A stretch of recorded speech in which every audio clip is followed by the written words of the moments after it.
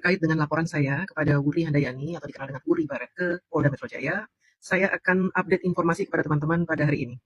Yang pertama, tentang 7 jam BAP yang sudah kami lakukan tim kepolisian. Yang kedua, informasi seputar perkembangan kasus pencemaran nama baik Bapak Joko Widodo yang dilakukan oleh Geng Panji.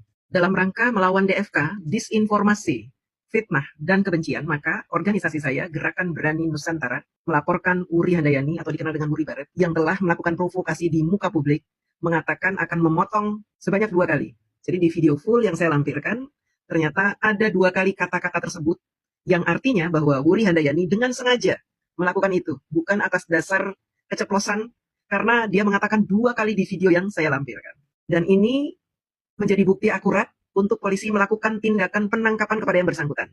Nah, kemarin tim advokat kami telah di BAP selama 7 jam, dan nama saya dimasukkan sebagai saksi apabila kasus ini sudah naik ke persidangan. Di dalam wawancara tersebut, ada pertanyaan dari pihak polisi, apakah ada saksi dari organisasi Gerakan Berani Nusantara di saat Wuri Handayani menyampaikan itu di tempat kejadian tersebut. Tim advokat saya menjelaskan bahwa tidak ada yang hadir. Kami menyaksikannya lewat media mainstream. Yang menayangkan kejadian tersebut secara streaming, secara online. Saya rasa juga teman-teman semua menyaksikan, khususnya pendukung Pak Jokowi, menyaksikan hal itu di live media mainstream secara streaming atau online. Ngapain saya datang ke sana kemudian saya sengaja merekam untuk apa? Karena kasusnya kan tema yang mereka bawa di acara tersebut adalah tema ijazah Pak Jokowi. Tapi faktanya ketika kita menonton di media mainstream, live streamingnya, mereka sama sekali tidak mendemokan tentang ijazah. 90% tentang hinaan, fitnah, dan ancaman kepada Pak Jokowi.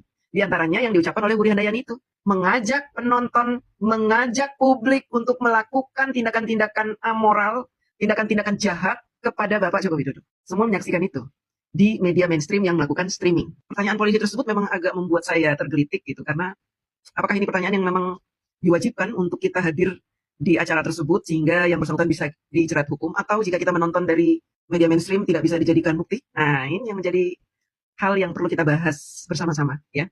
Jadi saya butuh dukungan teman-teman untuk mendesak polisi agar segera menangkap Wuri Handayani. Karena menurut saya tidak pantas seorang warga negara Indonesia, apalagi dia bergender wanita yang punya sifat keibuan dan dalam Islam dijadikan sebagai tokoh pendidikan anak-anaknya. Tetapi si Wuri ini mengatakan hal-hal yang sangat tidak baik, keji, biadab, mengajarkan cara-cara berhukum secara barbar, seolah-olah negara kita ini tidak punya hukum. Si Wuri ini menganggap bahwa jika dia membenci seseorang, maka orang lain harus mengikuti kehendaknya untuk melakukan perbuatan jahat secara bersama-sama.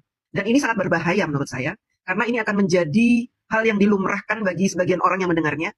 Jika mereka membenci